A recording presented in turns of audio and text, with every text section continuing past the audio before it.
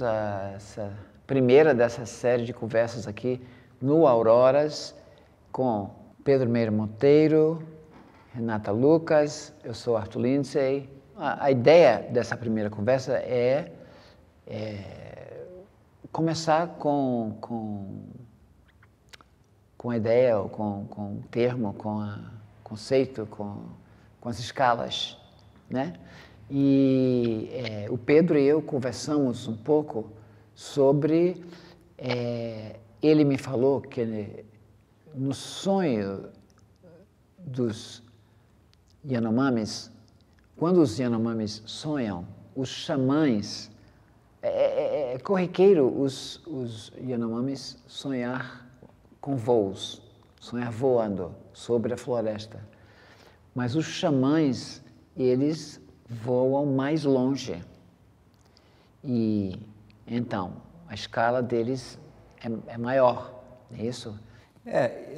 Tem várias questões aí. Eu acho que talvez o mais interessante, pelo menos é o que estava também nas nossas conversas, eu acho que tem a ver com o trabalho da Renata, é um pouco o quanto o jogo de escalas pode te levar a certos lugares. Quer dizer, a escala tem a ver, claro, com o mundo propriamente, uma comparação que você faz e o tamanho que você dá às coisas, mas tem a ver também com a possibilidade de você mudar a tua percepção, né? Eu acho que aí a gente começa a entrar num lugar interessante. E aquilo que a gente falava, né, Arthur, dos Yanomamis, isso vem de uma observação de um livro muito bonito da Hannah Limuja, que se chama O Desejo dos Outros, e que é justamente sobre os sonhos Yanomami. Então ela faz uma espécie de...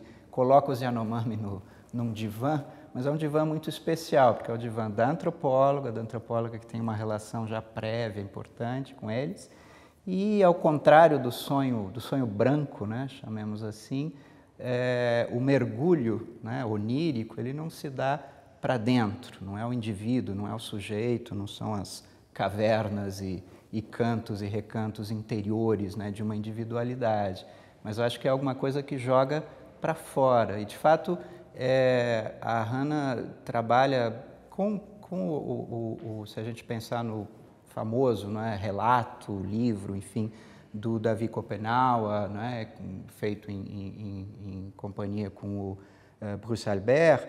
É muito impressionante, porque o que diferencia justamente o xamã do não xamã é o quão longe vai a imagem, né? Porque eu não sei como naturalmente, eu não conheço nada da língua ou das línguas Yanomamis, mas tem alguma coisa do quanto que essa imagem, que é como se traduz, o fantasma, sai no momento em que você sonha, né, de você, e os não xamãs ficam em volta, quer dizer, eles... É um outro sonho que não é o sonho do branco, digamos assim, porque ao invés de mergulhar para dentro, você vai para fora e você traz recados. Você encontra outras coisas e você regressa para contar essas histórias, como uma rede, eu acho que você joga. Mas no caso dos xamãs, aí tem uma questão de escala. Você vai para um lugar no limite desconhecido, né? Como se essa rede fosse mais longe. Aí você traz alguma coisa que é um recado no limite para a própria coletividade, né? Eu acho que dá para trabalhar isso, enfim, eu acho que isso dá muito samba, dá para pensar muito em termos de como você mexe com a percepção em relação ao indivíduo, mas em relação à coletividade, né? Também é uma questão legal. Eu achei interessante a tradução para imagem, que é o sujeito ou... Qual foi a outra palavra que você usou? Fantasma. Fantasma, exatamente. Também é muito carregado, às vezes, né? Psicanaliticamente. Ela é antropóloga, ela não é psicanalista. Não, ela é antropóloga. Está ligado a uma escuta de outro plano, né? De outro nível.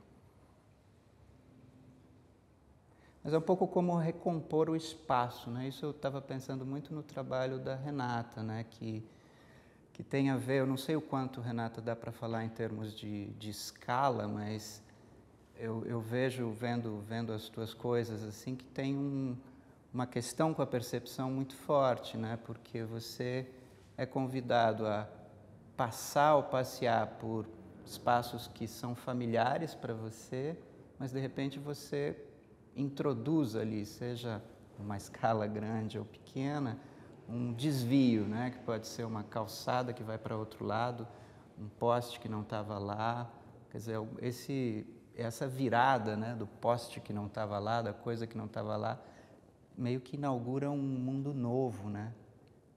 E aí tem uma questão, não sei se percepção é o jeito mais legal de captar isso, mas tem uma percepção que no ir para o grande e pequeno te permite ver algo que você não via e que é invisível, mas existente, né? Se não resistente, né?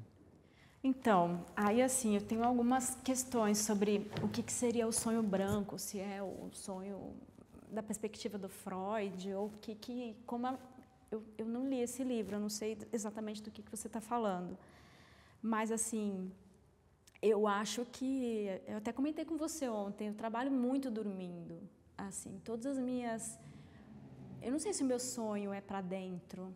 Eu acho que tem muita comunicação entre as coisas e na verdade, quando a gente está num estado de vigília, é que você consegue realmente penetrar nesse tecido, né?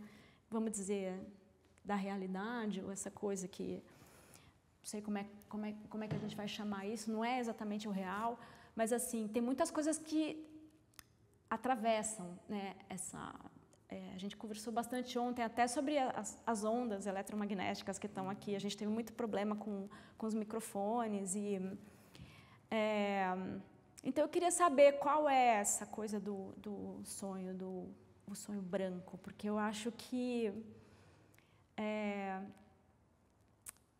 esse universo ocidental, cartesiano, eu acho que a gente não funciona tão dentro disso. Não, eu acho que talvez seja mais a interpretação com qual a gente é familiar, que é para dentro. Interpretar os sonhos como sintomas de alguma coisa, ou caminhos interiores, etc. Mas eu também, por exemplo, sonho passeando por espaços e parando para conhecer algumas pessoas. Eu fiquei fascinado com essa tradução do fantasma para uma imagem, né? Que uma imagem, nas nossas línguas não indígenas, significa geralmente outra coisa, né? Não significa quer dizer, um fantasma seria uma quase imagem, né? Não chega a ser uma imagem completa, não é isso? A gente vê um fantasma, mas ele... Não é isso? A gente não vê uma imagem sólida, não é isso? Imagem também é uma imagem de outra coisa. Nesse sentido, sim, o fantasma é o resquício ou resultado de uma vida, não é isso? Mas talvez tenha... isso é muito interessante, né? Porque claro que é uma tipologia bruta, né? Quer dizer, você está contando que você sonha e você viaja quando você sonha. Acho que todo mundo viaja, voa, etc. Não são só os Yanomamis. Mas eu acho que é uma questão de interpretação. Quer dizer, freudianamente, a gente está, por mais de 100 anos, a gente tem sido um agente aí que a gente teria que qualificar, tem sido ensinado a olhar para dentro e fazer uma interpretação desse mundo, digamos, invisível, que de repente se torna visível, mas a partir de uma interpretação dos sonhos propriamente. E eu acho que se eu entendo um pouco o que está em questão no sonho, como a Hannah Limbuja trabalha com os Yanomamis, é que você, em primeiro lugar, você está viajando para fora, quer dizer, tem uma questão aí ontológica, quer dizer, você pode chamar isso de crença ou não, né? Quer dizer, eu acho que se você entrar dentro daquele quadro cultural, você sabe que essa imagem é você viajando de fato. E lá você vai receber um recado de outro lugar. O título do livro, significativamente, é O Desejo dos Outros, né? Quer dizer, eu não estou interpretando pelo meu desejo esse mundo complexo e plural que entrou dentro de mim, mas eu estou recebendo recados. E, no limite, essa rede, né, é um arrastão, digamos assim, que não é interior, mas que é do mundo, né? Eu acho que cria uma relação com o que é o outro, o além, muito mais interessante, porque ela é concreta, ela não te joga numa transcendência, né? É um lugar de recados mesmo, a serem dados, não é interpretar. Bom, tem um quanto de interpretação, mas que não é individual, é um negócio totalmente uma rede coletiva. E isso eu acho impressionante. Eu acho que nós não devemos ter vergonha de usar o que nós sabemos dos sonhos dos outros. A gente não por essa... A gente devia adotar esse procedimento, entendeu? A gente não vai saber o que significa para o outro o sonho do outro. Mas a gente pode usar de qualquer maneira, entendeu? Da mesma maneira que um indígena, quando fala, de repente, fui ali no rio pegar uma água e apareceu meus 3 avós. Peraí, 3? Como é que... A pessoa só tem uma avó, como é que... Não, mas depois eu voltei e peguei um bicho ali e trouxe para casa para comer. Sabe, não diferenciar entre os estados eu acho muito saudável. Não é à toa que se fala muito em cosmopolítica, né, no contexto assim contemporâneo, né? Você tem porque esse mundo da conversa, digamos assim, com o que está fora, né, a partir do recado, a partir de uma necessidade de fazer sentido, não é, com o outro, quer dizer, é como se você prestasse contas, eu acho, não para dentro, de novo, né? Mas a tua relação é uma relação profunda de toque com o que está fora de você. E é engraçado porque é etéreo, né? Quer dizer, a gente está falando de imagens e tal, mas é muito concreto, né? Muito... tem um conteúdo tátil, digamos assim, saúde, em potencial, né, para essa... Mas uma curiosidade, Renata, se você vê o teu próprio trabalho operando um pouco num nível que a gente poderia chamar de escalas, né, porque você meio que a impressão que eu tenho é que você teu trabalho, não sei se o que eu vou dizer faz justiça, mas ele ensina a gente desacostuma a gente a uma certa percepção, né? Quer dizer, de repente o espaço está torcido, né? Como se você...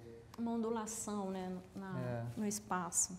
Tem algumas questões aí, não sei se a gente está falando da mesma coisa, mas, por exemplo, tem a questão do enquadramento, que é uma coisa que para mim, assim, muito relacionada com a questão, com o dadaísmo, quando eles marcavam um horário para Marcel Duchamp, por exemplo, para encontrar um ready-made. Então, você tinha lá, a partir daqui o trabalho está valendo.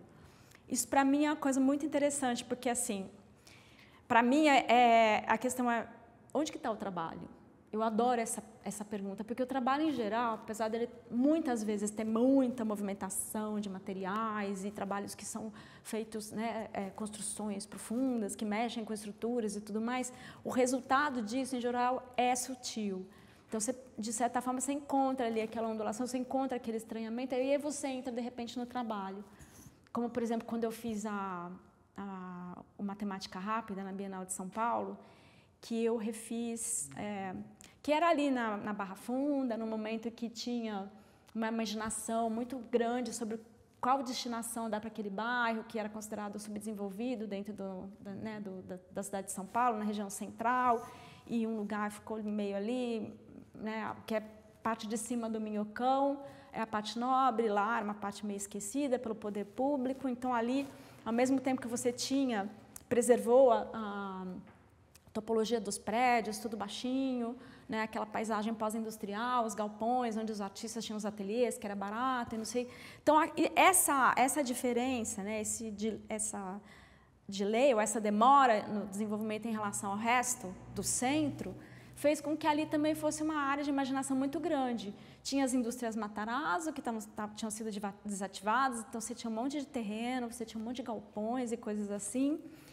E aí teve um concurso que, na verdade, era uma coisa especulativa sobre qual destino dar para esse que seria o bairro novo, entre aspas, né, ali do centro e tal. Agora a gente tem mais um pouco do resultado disso, né, que é a especulação também, que não tem limite, acabou fazendo com que a Barra Funda se desenvolvesse como está se desenvolvendo. Mas naquele momento os arquitetos estavam pensando muito assim, como é que seria, né, para propor algo para o desenvolvimento dali. E aí eu tinha feito, pouco antes, eu tinha feito o Barulho de Fundo, que era lá no Tomiotaki, que era uma espécie de... Era produzido através do prêmio César CNI, que, enfim, cada artista teve um lugar no Brasil, né? Eram 4 ou 5 artistas, não lembro, mas cada um tinha... E o meu era em São Paulo, e o meu era no Tomiotaki. Aí eu fui ver o prédio, aquele prédio que naquele momento não tinha sido terminado, porque um prédio de 30 andares tinha sido construído ali ilegal, não era ilegalmente, mas assim, abriram um precedente para construir essa torre no meio da Vila Madalena, usando esse retorno para a sociedade, que seria ter um instituto de artes no térreo, então eles conseguiram fazer essa manobra, só que aí o prédio ficou lá 5 anos, não venderam, acho que tinha um escritório, ficava aceso, e o resto era tipo um navio fantasma ali, né? Falar em fantasma. Então tinha aquela presença, né? Aquela torre enorme no meio de uma vizinhança que tudo era baixinho e ele ponto, não sei o quê. E eu fui investigar o prédio, eu fui subir em todos os andares, eu ficava andando sozinha pelo prédio, porque eu tinha medo de me trancar lá dentro, porque a gente tinha celular, mas não era smartphone, entendeu? Então, assim, do nada podia trancar uma porta atrás de mim e ficar presa numa escada no meio de um edifício de 30 andares e não tinha ninguém sabendo que eu estava ali e tal. Então eu fiz, o trabalho que eu fiz, eu estou passeando, mas eu já vou voltar. Aí, como os Yanomamis. Pois sonhando. Não, então, isso que eu ia falar em termos de, nem tudo Completa essa história que eu adoro esse trabalho. Então, mas aí o que eu fiz, eu imaginei uns animais selvagens vivendo nesse prédio desabitado, e aí eu pensei realmente em trazer uns animais a princípio, mas depois, lógico, você vai, né? Óbvio que você não precisa começar a imaginar com os limites, mas você precisa jogar a sua imaginação o mais longe possível para fazer o trabalho. E aí a solução que eu encontrei foi tomar imagens do prédio, fotográficas, né? Numa altura, eu subi uma escadinha, de uma altura que seria uma altura de uma câmera de segurança, então eu tirei essas fotos. E aí, com a ajuda do Daniel Stigman, que na época era meu marido, e do Jones Scorza, que era um artista também de Barcelona, que eles sabiam fazer a inserção digital desses bichos nas imagens, a gente fez essa inserção de imagens em movimento de animais, que na verdade estavam no zoológico, vivendo dentro ali daqueles andares vazios. Eu já tinha ido lá para um sonar, não tinha tido uma edição do sonar, já tinha ficado fascinada com o prédio, que o prédio é todo interminado. Então, basicamente, ele é um cenário para você montar o que você quiser. Então, ficavam aqueles animais ali. E depois, quando a gente fez a Bienal de São Paulo, foi um trabalho possível para a Bienal, porque eu peguei o prédio do Niemeyer vazio, né, aquele momento de inoperância entre exposições, e aí eu coloquei os animais vagando por ali, entrando em todos os corredores, nos escritórios, aí tem diversas cenas, assim, que foi uma delícia de montar, porque aí você vê aquela serpente circundando, assim, a escultura do Titilo, e aí você vai aí o leão sentado, descansando em cima da mesa da curadora, e depois você vai e vê umas panteras ali meio impacientes, naquele portão que antigamente era um MAC, e ela ficava presa ali, você vê a impaciência da pantera andando para um lado. Então, assim, nesse momento que tinha essa presença fantasma dentro da Bienal, então, inclusive a salinha que eu acabei escolhendo para instalar o trabalho, era uma sala de manutenção. E aí eu pedi para usar um pedaço dela para colocar os monitores e, na verdade, a equipe de manutenção ficou com um espaço um pouquinho menor, mas era importante aquilo porque a sala também devia estar entre o espaço operante e inoperante da mostra.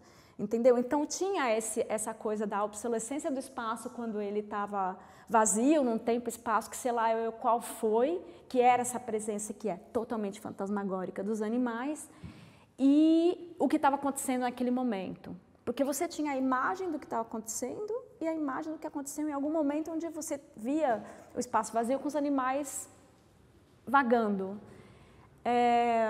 Então, isso estava na Bienal, o trabalho é o Barulho de Fundo, e na Barra Funda, que era esse outro bairro, onde tinha uma imaginação muito grande pairando ali, eu fiz esse outro trabalho que era refazer um quarteirão inteiro, uma sobreposição de uma nova urbanização em cima daquela urbanização corrente. Então, eram elementos básicos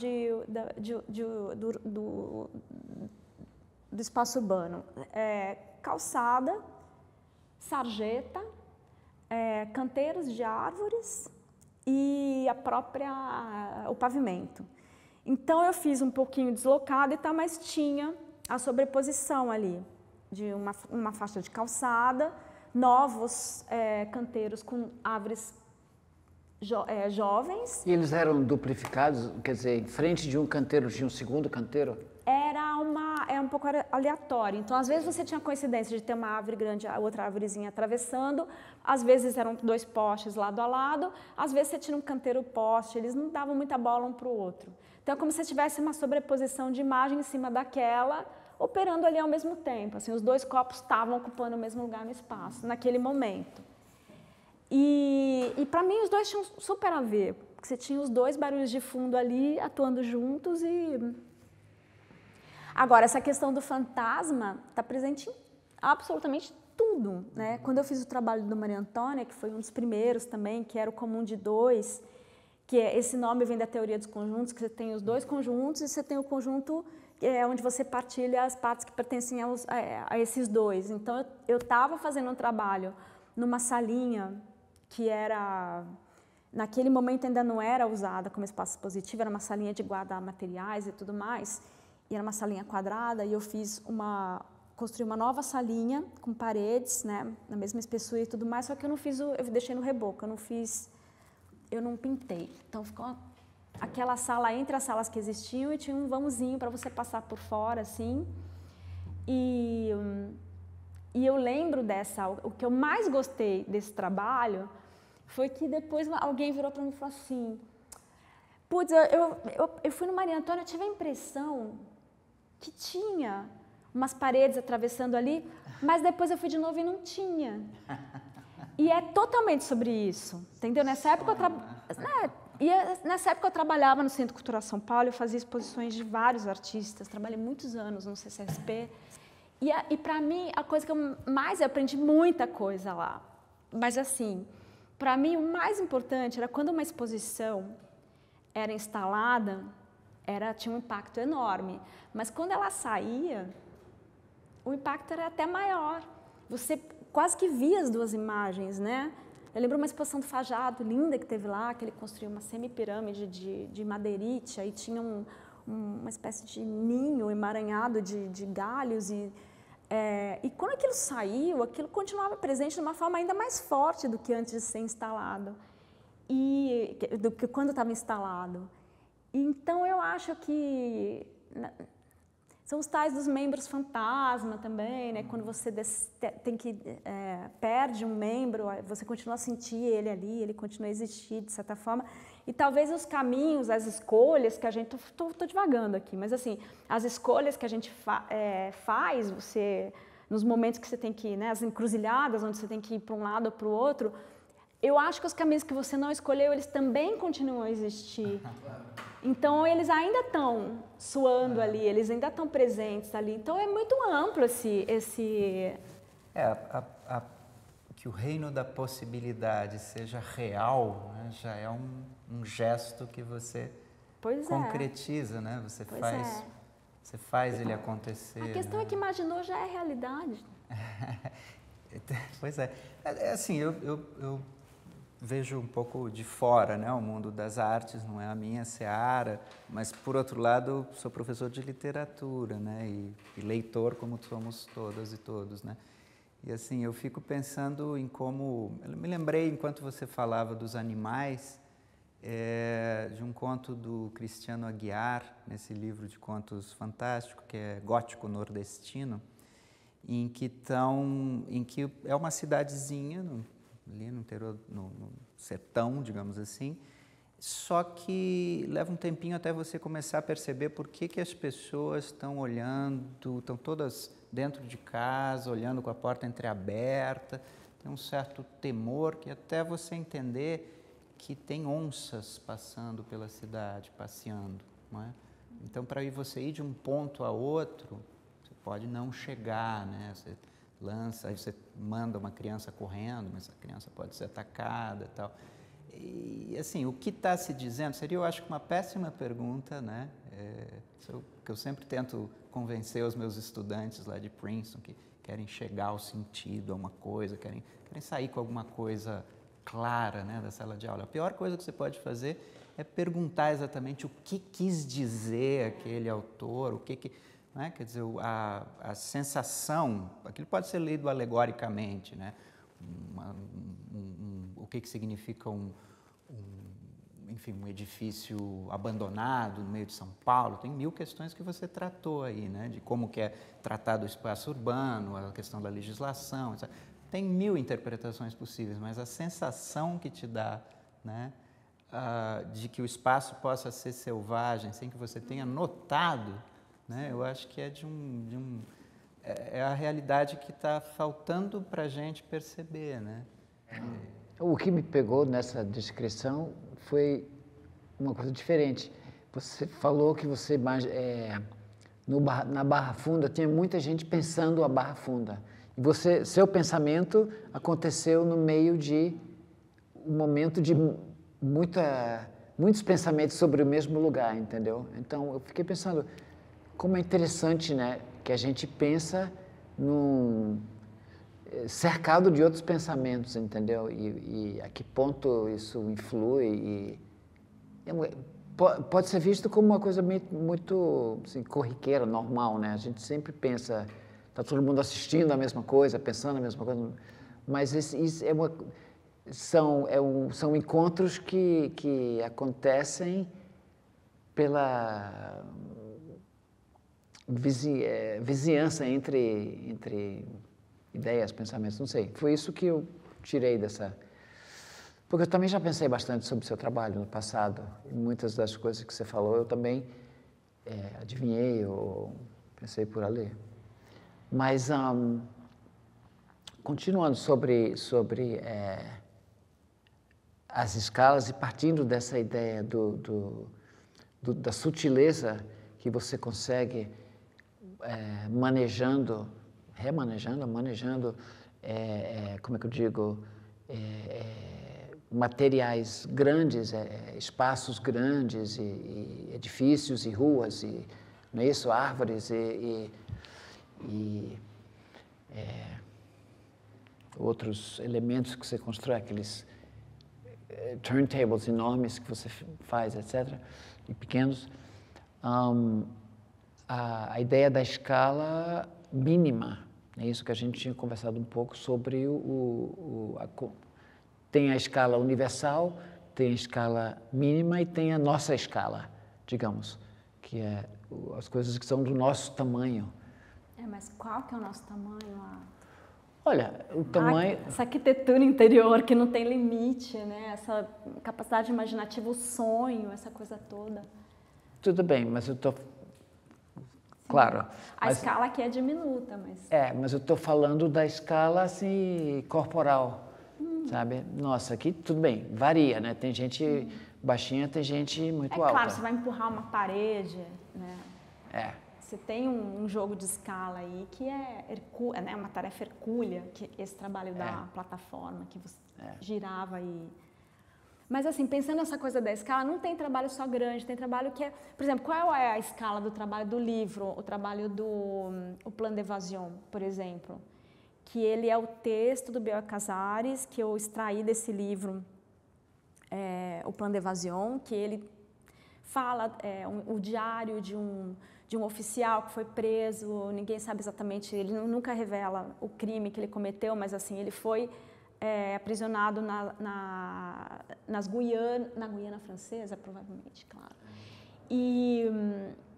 E aí ele está ali, né, o plano dele de como que ele pode se livrar daquilo, ser perdoado pelo rei, voltar para a França, para a amante dele, não sei o quê. E aí ele começa a tentar, ele observa o governador da ilha, que era uma ilha-prisão, e ele fica tentando encontrar uma forma sei lá, tem coisas estranhas que acontecem na ilha. Por exemplo, você leu esse livro? É incrível esse livro. E aí, assim, o governador, ele pega uns prisioneiros e vai para o ar livre e ele começa e pinta um padrão na parede, né? E eles ficam agindo de uma forma muito estranha, né? Um movimento corporal, assim, bom, isso é literatura, então é tudo imaginação, né? Aí, quer dizer, tudo forma imagem, né? Em literatura, tudo cria imagem. E na cabeça de cada um, essa imagem vai ser diferente. Mas, assim, é muito bonita para mim essa imagem dos prisioneiros todos entrando numa espécie de transe e agindo de acordo com aquele padrão que está pintado na parede. Como se fosse a partitura, a parede, é isso? Exatamente. E eles estão lendo coreograficamente. E aí, eu também não quero, para quem não leu, eu também não quero dizer exatamente. Eu não li, estou confundindo com a Morel, Ilha do... A Invenção de Morel, que também exatamente, que é parecido também, que tem uma ilha. Não sei sobre fantasma. Né? Até ele descobrir, bom, agora vai um spoiler atrás do outro, mas até ele descobrir, né, que aquilo são imagens. E tem uma ideia que a loucura ali, né, no caso da Invenção de Morel, acho que é também uma busca pela eternidade, né, do fantasma. E a descoberta de que você só pode ser eterno pela projeção daquelas imagens, porque era, no fundo, uma espécie de máquina, né, um motor, como é que chama aquilo, que é um motor que não para, enfim. Então, e ali você está projetando um moto perpétuo desse mundo fantasmático, né? Agora, não vamos esquecer que a literatura tem essa dimensão imensurável, etc., blá, blá, blá, mas, ao mesmo tempo, tem uma outra dimensão, que são umas folhas de papel presas com um negocinho preto enfileirado, entendeu? Uns sinaizinhos pretos enfileirados. Também é uma dimensão da literatura, entendeu? Sim, é isso que eu estava, quando estou falando do corporal, é isso mesmo, é o corporal cotidiano.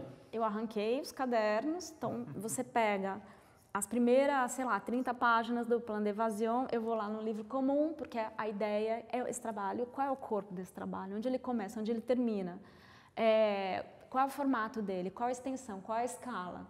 Então, assim, ele está numa biblioteca, você pega os livros da biblioteca, você tira da prateleira, tira os primeiros 30, coloca os 30, né, eu reimprimi o livro, então coloca os 30 primeiros capítulos, costura de volta, aí pega o próximo livro, seja lá ele qual for, porque o fugitivo não vai escolher para onde que então é o próximo livro. Então ele pega o próximo livro, tira da página 30 até a página 60 e assim por diante. Então assim, aonde que está o livro? Você olha para a biblioteca, onde é que está o livro? Eu fiz esse trabalho aqui. Estava aqui. Então, esse trabalho, ele não tem, né? Ele não tem... Qual a escala dele? Existe a palavra multiescalar, não? Multimídia, né? Aquela palavra que ninguém gosta.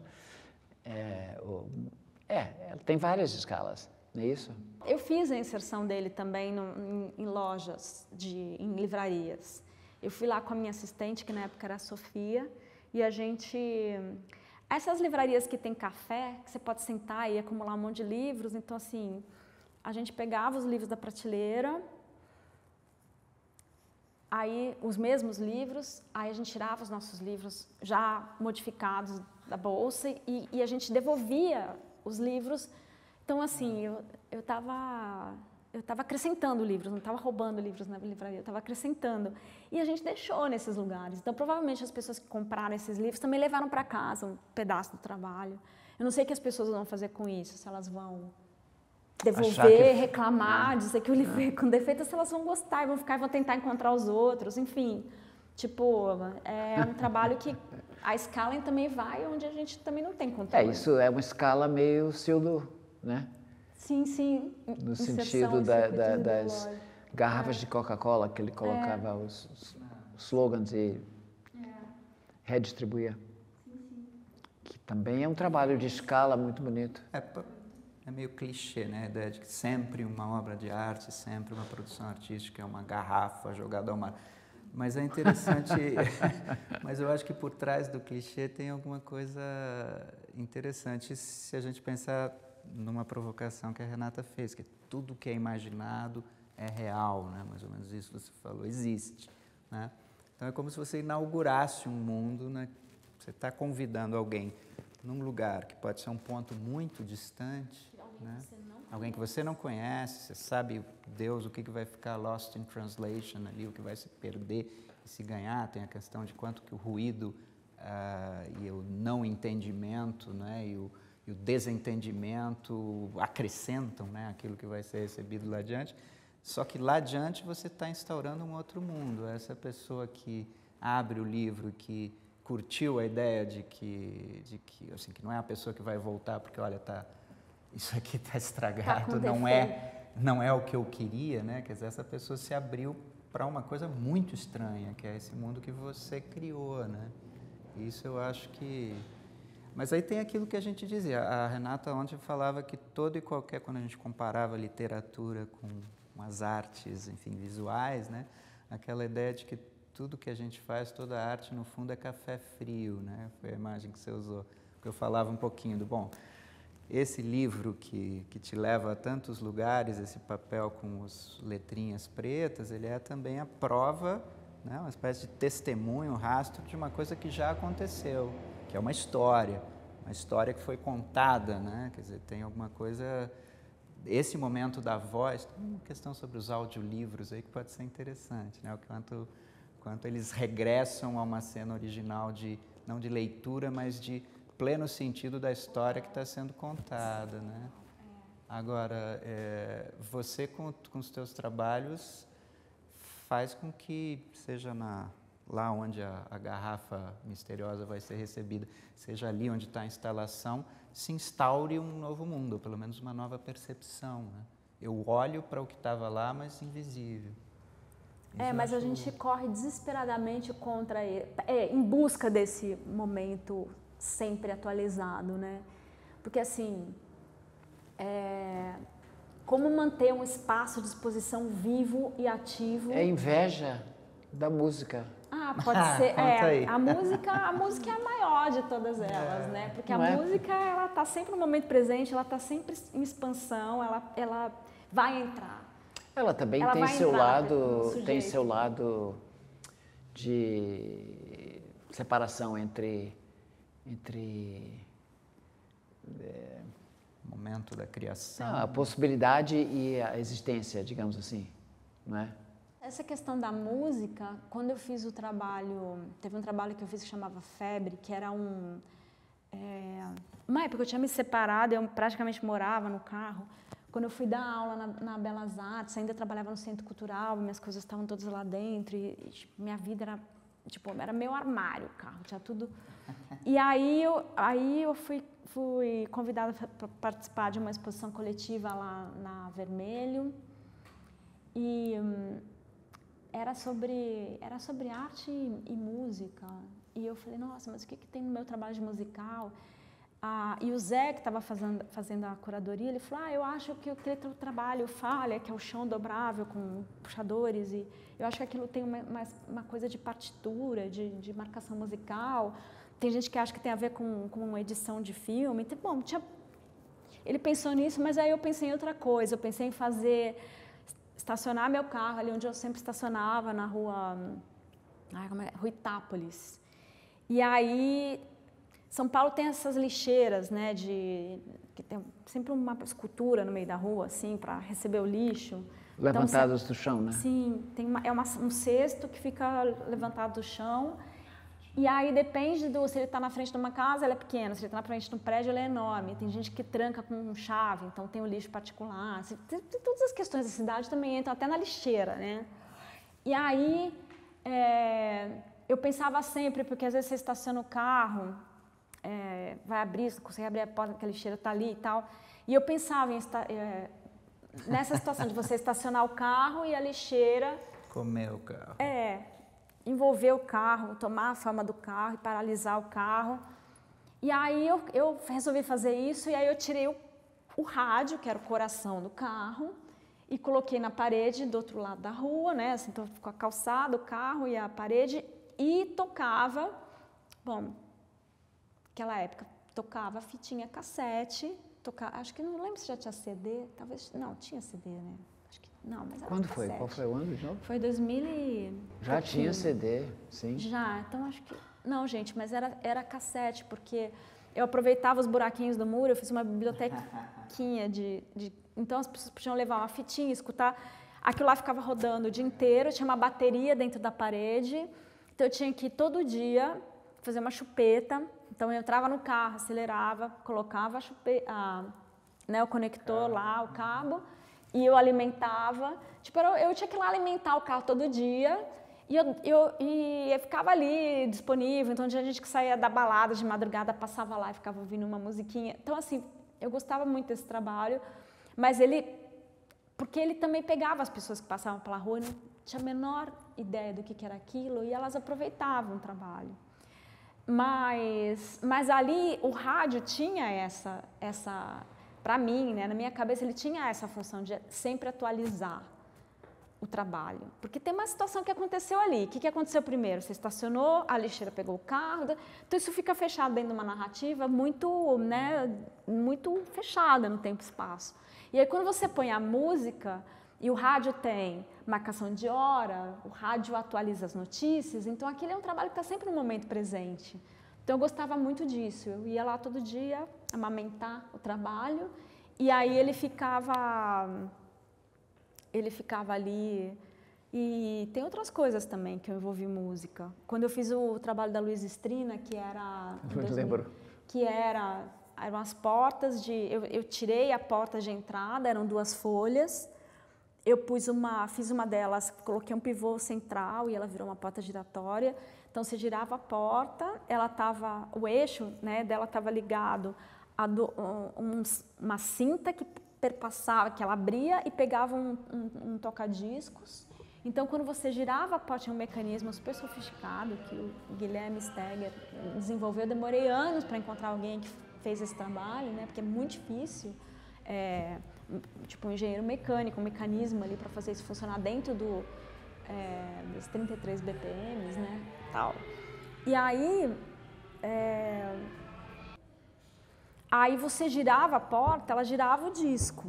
Então eu coloquei isso na porta de entrada, aí tinha a lateral que era, bom, e aí nesse momento eu consegui tirar as paredes e deixar aparecer a arquitetura original do prédio, que era toda de vidro, né?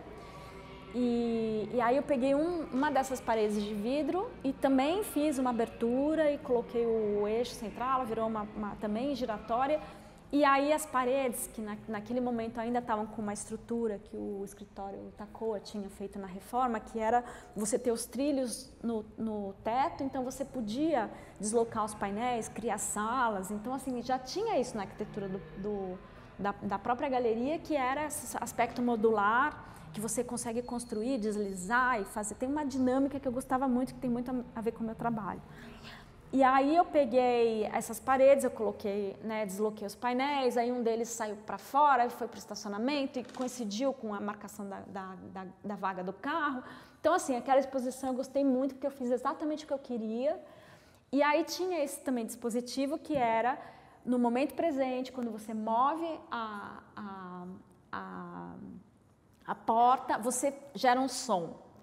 E esse som era uma música do Roberto Carlos, que era uma música do mesmo ano de construção do prédio, que aí ela falava aquela...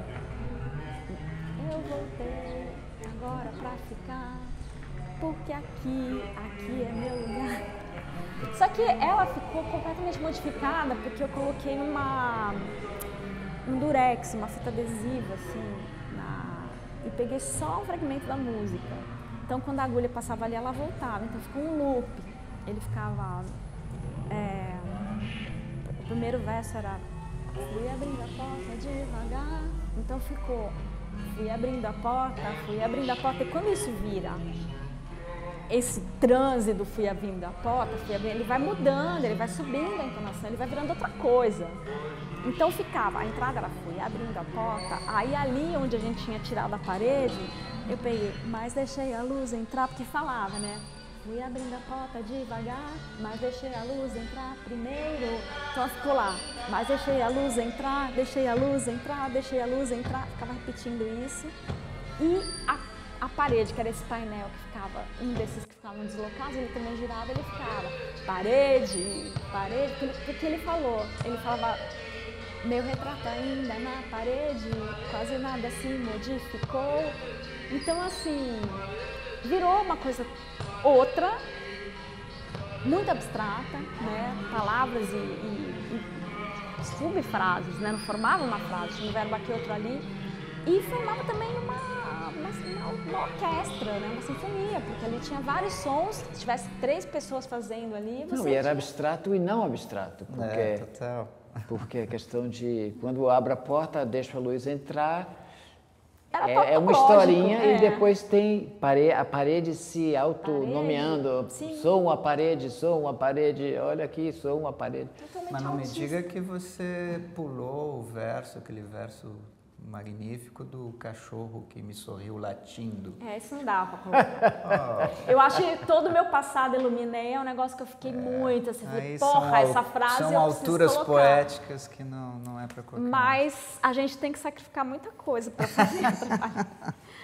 Então, mas aí, então teve essa também, era uma presença completamente fantasma, e era isso, da música estar envolvida.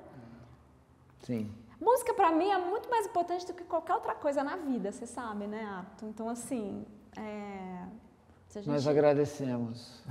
A família agradece. A música tá... Tentando voltar para a questão do infinitesimal, né? Voltando um pouco para a escala, a menor escala possível, entendeu? A escala submolecular, sub-elementos atômicos, etc, etc. E eu acho que tem uma relação, essa sutileza que você consegue gerar com essa... Quer dizer, não sei se é uma espécie de lugar comum a gente ligar o infinitesimal, olha que eu estou muito orgulhoso de conseguir pronunciar essa palavra, e o evanescente, o que não perdura, o que... presente que sai fugindo, o estado da música, né? Que a música foi, né? Quando a gente falou foi, é porque foi mesmo, entendeu? Estou tentando achar uma ponte entre a ideia da escala e a discussão que estamos tendo sobre os trabalhos específicos da Renata, entendeu? Eu não sei, uma questão eu acho que quando tem algo, talvez no fato de que aquilo que foge no momento, a música sendo um exemplo, mas em primeiro lugar te coloca num estado de atenção extremo, né? Quer dizer, você não pode deixar fugir ou não quer, né? Então, isso está se você diminui absolutamente o volume num ambiente coletivo em que as pessoas falam, todo mundo vai falar mais baixo, né? Mas em termos da percepção individual tem essa busca, digamos assim, daquilo que é o último grãozinho, né? Agora, é muito interessante também porque eu acho que esse último grãozinho, esse ponto zero, né? No fundo você volta para um ponto, né? Que é nada, né? Isso aí pode criar uma relação totalmente melancólica de quem vê aquilo que se esvai. Mas tem uma forma de voltar a isso, que seria viver plenamente no momento da instalação, da arte, do sentido, né? Que eu acho que é muito reconfortante, desde que você esqueça que a morte vem depois, desde que você viva plenamente aquilo, desde que e tem também a questão de que quando a gente concentra num ponto, aquele ponto vira o todo. Tudo. O todo. Exatamente. Tem, Ele é infinito, né? tem a relação do... Porque não é um nada, é um ponto. Não. A gente falava ontem do cálculo infinitesimal, né? Quer dizer, como tem ali uma ideia, era o Pascal matemático, que era também o Pascal teólogo, né? Pensando o tempo inteiro nesse momento em que você chega no absolutamente minúsculo, né? Que é o que pode gerar o sentido, né? E, claro, na literatura eu acho que você pode também pensar em termos de escalas e de percepção, quando a poesia pode ser, quantos, sei lá, pensando mínima lírica, eu acho que é o título do livro de poemas do Paulo Henriques Brito, por exemplo, quer dizer, mínima muralha na filosofia, mas você tem esse mínimo também é aquilo que te leva para um ponto de percepção, uma espécie de percepção diminuída em relação à velocidade corrida da ideologia, do ruído da Babel contemporânea, digamos assim, né? Não deixa de ser alguma coisa que eu acho que é quase como se você entrando num trabalho desse teu, Renata, você estivesse entrando dentro de um poema nesse sentido, que te volta a atenção para um ponto mínimo, né? E fugitivo, né? E aí a fuga é no mínimo uma metáfora, uma realidade para a música muito importante, né? Quer dizer, você não trabalha... Quando você fala na fuga, eu penso na descrição do Fred Moten da arte negra americana, ou negra no geral, né? Que é que ela está sempre fugindo, né? Que ela se reconhece como uma expressão fugitiva, né? Isso também, né? E pulsante, né? Tem uma coisa forte ali nele o ritmo é a política, né? Quer dizer, a política não pode existir senão quase que nessa volta daquilo que estava escapando, né? Isso é um belo desvio da tentativa de encaixar tudo na ideia da escala e falar no ritmo, né? Porque na música certamente o ritmo domina, pelo menos na minha concepção musical. E voltando aí para o seu trabalho desse da galeria, com as várias vitrolas, digamos, ou turntables, tem muito ritmo esse trabalho.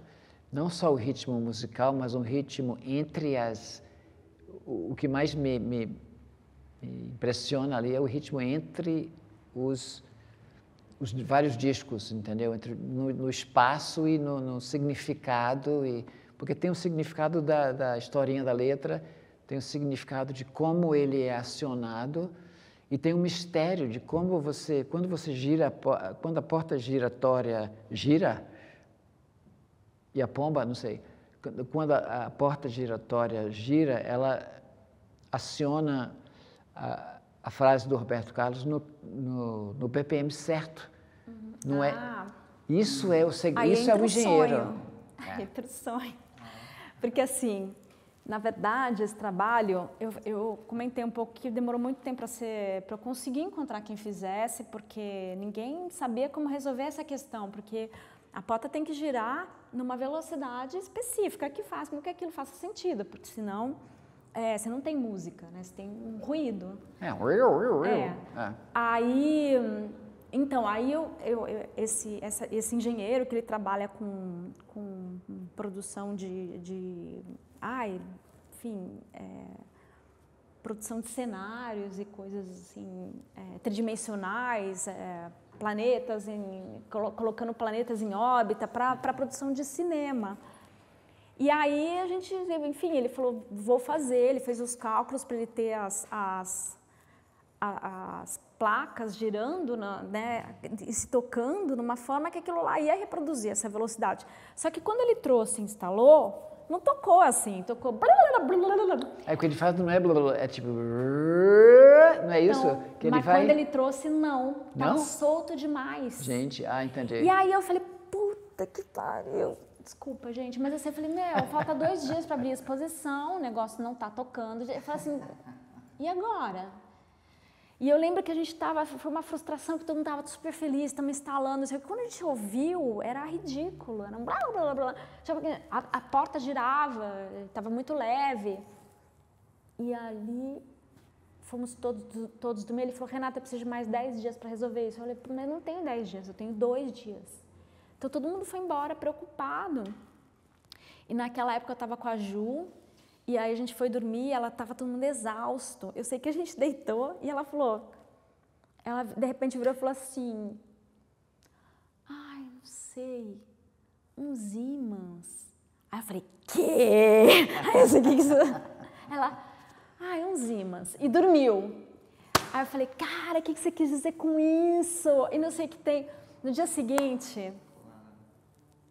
O Guilherme me ligou de manhã, falei, vamos, 10 da manhã, falou, vamos para a galeria que eu acho que eu encontrei uma solução. Aí fomos todos para lá. Ele chegou com os ímãs. Ele chegou já com os Com ímãs? os ímãs. E aí... E voltamos para a realidade dos sonhos, mas Pois tudo bem, quando continua, eu tô te falando que... Aí ele instalou uns anéis de ímãs, né, nesse mecanismo, ele foi controlando, isso segurou a porta, segurou o movimento. E a gente conseguiu chegar na rotação adequada. Não, porque eu tinha imaginado que era a tensão da corda, digamos corda, que conectava os 2 turntables. Mas não, era a rotação da porta que tinha que ser controlada. Ele fez os cálculos para aquilo rodar naquela velocidade. Isso acontece que... Aí funcionou. Empiricamente não. E aí ele veio com uns anéis de ímãs, então ele controlou a pressão sobre esses anéis, e aí no final a gente tinha o negócio rodando perfeitamente. Então esse uau, isso é totalmente parte do trabalho, e entra os gritos dos fantasmas todos até ajustar. E aí entra também uma coisa muito importante, que é o transe das pessoas, que se colocam naquele movimento, aquilo capturava pessoas lá dentro. Tinha gente que entrava e você ficava olhando assim para a pessoa não saía mais, ela ficava... Eu fiquei imaginando crianças que não queriam sair nunca, sabe? Não, mas adultos, assim, é uma coisa... Assim, aquilo tinha sentido anti-horário, aí entra um pouco também dessa minha experiência da Umbanda, que eu conheço muito a questão ritualística. Mas existe também uma entrega do público que possibilita esse controle. Sim. O DJ não vai controlar. Se chegar um DJ aqui e tocar uma música que a gente não goste, ele não vai nos controlar, não tem jeito. Ele pode dançar... Mas aí ele está controlando os nossos nervos. Ele está colocando... Existem, né, os vários níveis classificados pela yoga, né, do corpo, dos vários corpos dentro do corpo, né? O quão tirânico pode ser alguém que enfeitiça o outro depende do quanto que você está querendo, está disposto a célebre servidão voluntária. Né? Mas é verdade que o DJ, ou qualquer performer, pode ser até, não precisa ser musical, pode ser ator, pode ser pastor, né? As igrejas americanas e com os pastores, né? Que excitam o público e o público começa a dançar e ali não tem beat, só o cara na repetição também, né, ele constrói esse transe, ele possibilita esse transe. De qualquer forma, tudo isso envolve muito o corpo, né? E pode ser alguém que rigorosamente não, alguém de outra língua, né, que está exilado em outra língua e que não vai, portanto, entender aquilo que está sendo dito. E vai acompanhar. Vai acompanhar. Eu acho que tem um problema também de som e sentido, né? Quer dizer, o momento em que alguma coisa que supostamente faz sentido se transforma completamente em som. Bom, acalanto, né? Acalanto é é um encantamento de uma cantiga, de um som, né? Pouco importa a historinha que tem ali, ou melhor, a historinha terrível de que você vai para o bosque, está ali de alguma maneira no som, né? Esse comportamento ritual. Vou dar um contra-exemplo daquilo que eu falei. Eu assisti uma vez uma tarde de eventos num Sesc desses muito longe. Aí eu fui dar uma canja com os amigos que estavam aí, chovendo pra caralho. Tinha um concurso de halterofilistas. Tinha o Cid Magal cantando em cima de uma escada. Não, uma escada para entrar no avião. Só que estava num campo assim, o Cid Magal em cima cantando, caindo uma água. Não, uma loucura. Mas aí... um pesadelo esse aí. Mas tinha um grupo de indígenas tocando seus instrumentos de sopro e um ritmo muito simples. Quase ponto zero da musicalidade humana, entendeu? O negócio Mas não é que todo mundo ali entrou numa espécie de transe. Eu entrei numa espécie de transe ali e eu não sou indígena, não sei o que aquilo poderia significar nem nada, mas era o poder da forma do rito, que a forma ela pode migrar, entendeu? Os padres, né, naquelas igrejas enormes com aqueles cânticos gregorianos e tá bom, leva todo o meu dinheiro, eu vou dormir na lama, tudo bem, pode deixar, durma no seu castelo, que bonito. Sabe, o controle pela forma também é uma coisa interessante, né? Tem aquela história do Mário de Andrade, lembra disso num texto sobre o canto gregoriano, né, de algum momento... Não sei se na Idade Média alguém chegou, estava preocupadíssimo com uma precisão qualquer de um canto gregoriano e tal. E não, mas as pessoas vão ouvir, não vão ouvir. E aí alguém teria respondido, o canto gregoriano não é para ouvir, é para se ouvir. Uou, sei. Né? Para ouvir-se, né? Não é um produto, portanto, né? Quer dizer, aí talvez esteja a plena vivência do instante mínimo e significativo, né? O duro é que depois dessa experiência, a gente tem que voltar para a vida real. Mas você volta modificado, né? Então também tem Até que um caminhão fecha você e você volta aí é um momento de grito, um momento de... Olha a faca! A gente fica alternando, né, entre essa ideia de que a escala é infinita, de uma ideia, de uma obra, de um sonho, não sei o quê, e da materialidade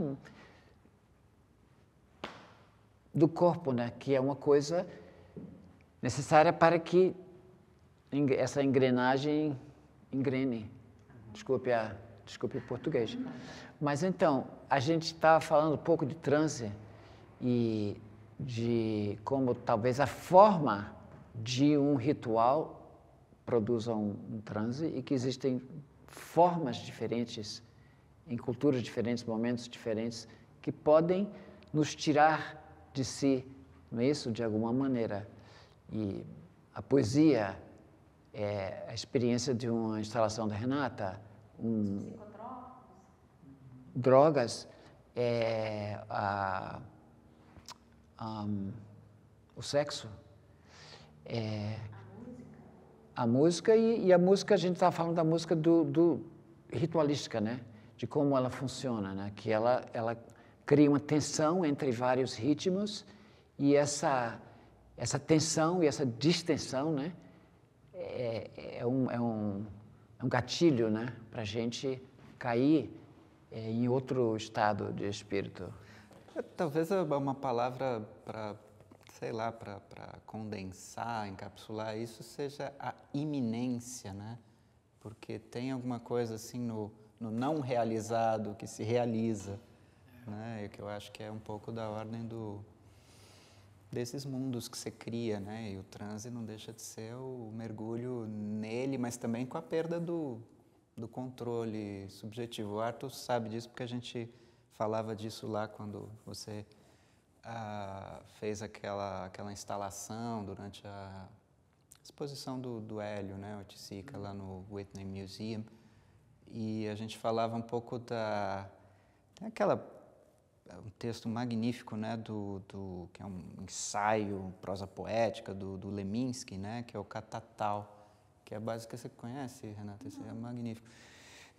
Basicamente uma história que poderia ser justamente mundos possíveis e paralelos, né? Poderia ser possível.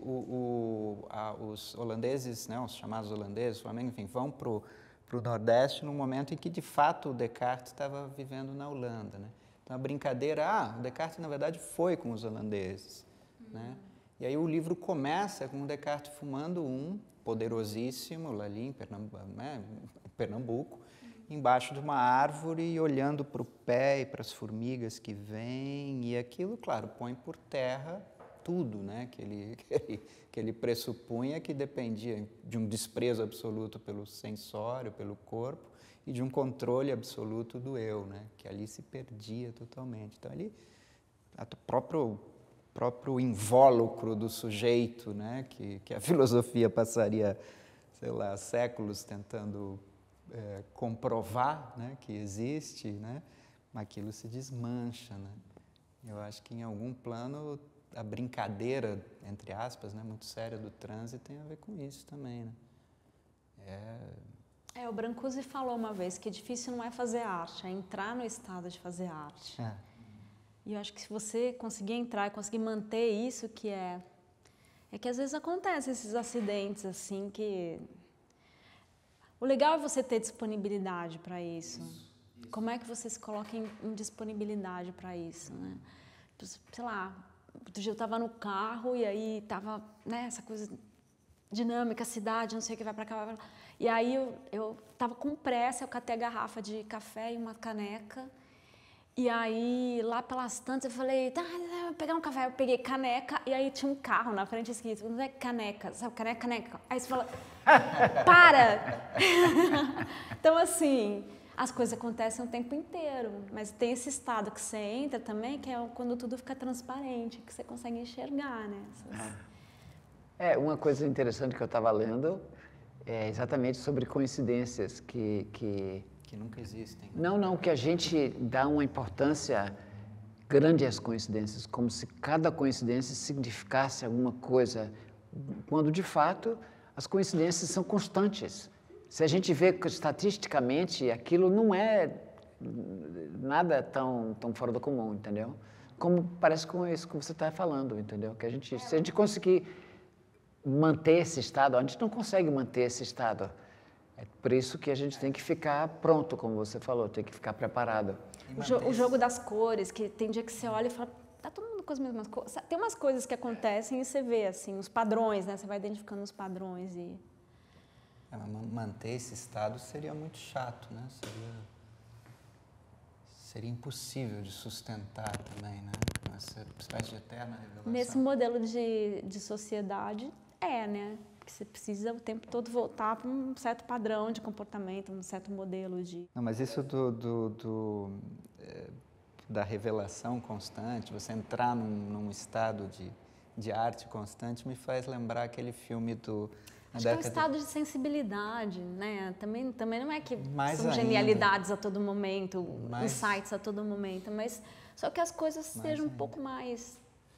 Não, mais ainda, isso faz me lembrar um filme do Woody Allen da década de 70, aquele The Sleeper, o Dorminhoco, em que ele dorme e acorda no futuro, é um futuro totalmente distópico, etc. E tem num cantinho a máquina orgasma, que tinha sido inventada para você ter um orgasmo. Você entrava, ficava uns minutinhos, tinha um orgasmo, saía, você podia ter orgasmo sozinho, com 2 pessoas, 3, etc. E claro que tem uma cena em que ele tem que se esconder de uma situação qualquer, de alguém que está entrando na sala, ele entra na máquina orgasmo e fica 1 hora lá dentro. Aí é a hora que ele sai, né? Assim, ó. Mas tem um pouquinho de... Mas eu estou brincando, mas assim, toda a economia afetiva, né, de Não, sem a diferença... Exato. Mas é porque a gente está falando de dentro e fora desse estado. Se você consegue passear e tem... O passear é o essencial, entendeu? Mas voltar, né? Sim. Ir e voltar. Voltar para lá também, né? Não só voltar para cá, para a sala de espera. O gozo absoluto é o êxtase místico que leva à morte, né? É quase uma definição do gozo, né? Que ele é restrito no tempo, não é isso? Já ouviram isso? Eu estava na rede e tal, alguém passou. E aí, Dorival, tá descansando? Ele, não, estou trabalhando. Os jovens de hoje em dia... Os jovens de hoje em dia, adoro essas frases. Que vivem no telefone e que não ficam parados olhando para o teto em nenhum momento. Então, não conhece o ócio. O ócio, o boredom. Tédio. É tédio, né? Não é ócio, é tédio. É tédio. Então, o tédio gera, eventualmente, alegria, né? Pode demorar, mas... Tem que ter paciência. Então, não, essa história de passear entre os vários estados, de alguma forma, eu tento, na minha música, né, que ela varia entre o barulho e o melódico, para usar dois termos toscos para descrever o que eu estou fazendo, mas então, sem alarde. A minha ideia é sem alarde, sabe? Então, muitas vezes, quando eu começo o show, as pessoas ficam rindo de nervoso, porque não entendem, acham que é tudo piada, que eu estou mangando da música séria, que eu estou zoando na música séria, não sei o quê. Quando, de fato, não é isso, é uma espécie de... E também não é uma equivalência, é uma possibilidade de você não se surpreender com essas mudanças que parecem de dois extremos.